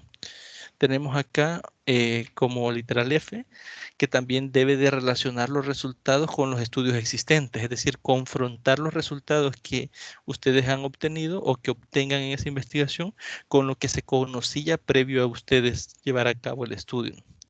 El numeral G o el literal G dice que reconocer las limitaciones de la investigación en el diseño, en cuanto a la muestra, en cuanto a la recolección de datos, en cuanto a los instrumentos utilizados, etcétera, ¿no? Es decir, considerar todos esos elementos que limitaron el estudio. Destacar también la importancia y significado de todos los estudios y formas de cómo se encaja en el conocimiento disponible, es decir, cómo la información que yo he recolectado puede ser explicada con la teoría existente, ¿no? Básicamente es eso lo que dice el literal H. El I nos dice explicar los resultados inesperados. Nuevamente, aquellos resultados que nosotros no nos esperábamos de esa investigación. Es decir, aquellos resultados por lo general que nos sorprenden porque no habían sido considerados. Y el último literal dice que cuando se probaron las hipótesis es necesario señalar o no, o al menos especular sobre las razones. Es decir, por qué no se probaron las hipótesis. En este caso es por qué las hipótesis no son aceptadas o rechazadas. En este caso hay que especular con los resultados obtenidos y la teoría existente es por qué no se logró probar X hipótesis establecida, ¿no? Bien, y al final aparece, ya para ir terminando, lo que es las referencias y la bibliografía y el apéndice. Por razones de tiempo creo que lo vamos a dejar. Hasta acá solo faltaba este pequeño cuadrito, pero veo que ya van a ser las 10 y pues comprendo que tienen más tutorías y no me gustaría quitarles un poco de tiempo, ¿no? Entonces les agradezco por haber estado presentes, también a los que participaron. Si hay alguna duda o comentario, pues le quedaría los 2 minutos para que quedan para que puedan expresarlo y poder darles solución.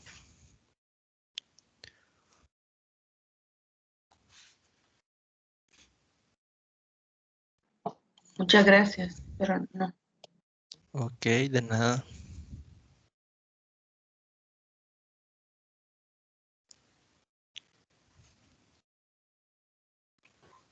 Esta sería la última tutoría con usted. Sí, esta es la última tutoría. Siempre yo voy a estar pendiente en el correo electrónico por si tienen alguna consulta o alguna duda que tengan con respecto al último avance. Bueno, sería la entrega final del trabajo, que está para el día 23. Pero ya ahí sería de si ustedes tienen o necesitan algún apoyo, ¿no? Algo que no tengan claro y que necesiten que les colabore, pues podríamos conectarnos en algún horario, pero ya sería por grupos, ¿no? Que lo soliciten, si es que existiera la necesidad, y pues ahí, pero ya eso ya, tutorías formales, esta sería la última. Ah, ok, entonces muchas gracias por todo. De nada. Disculpe, licenciado, el parcial es de la unidad 3, 4 y 5, o de la 4 y Te- 5, nada más. Tengo entendido, bueno, el otro era de la 1 y 2, ¿verdad? Tengo entendido que es 3, 4 y 5. Bueno, 3, 4 sería. Pero ya voy a ver las indicaciones y les voy a mandar un correo para estar más claros con Bye, eso. bye, muchas gracias. Licenciado, Ah, igual manera, con el parcial, este sí sería en línea, no como lo hicimos la vez anterior. Fíjese que de momento desconozco. Tengo entendido que sí va a ser en línea, pero no les podría afirmar eso en este momento. No tengo esa información con claridad. Ok, gracias. De nada.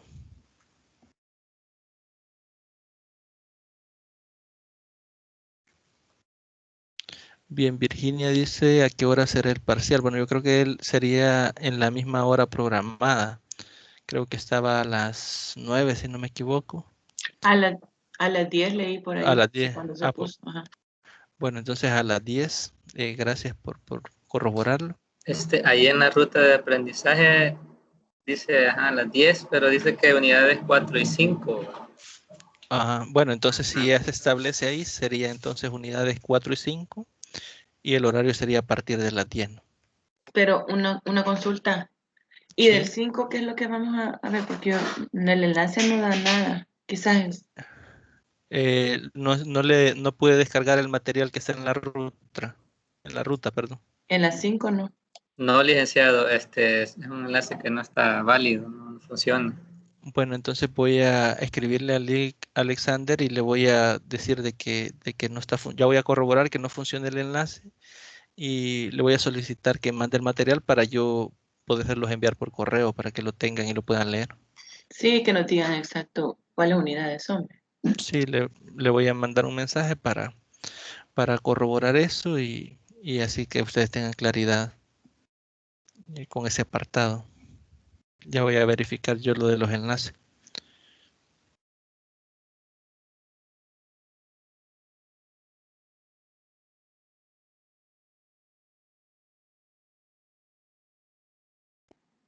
Ok, muchas gracias.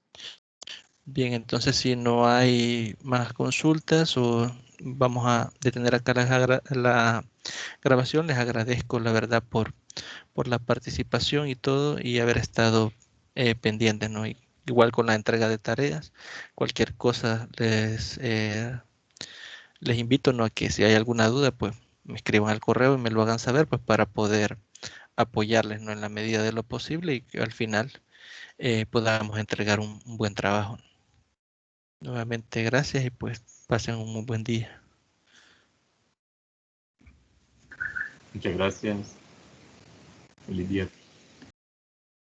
Gracias, feliz día a todos.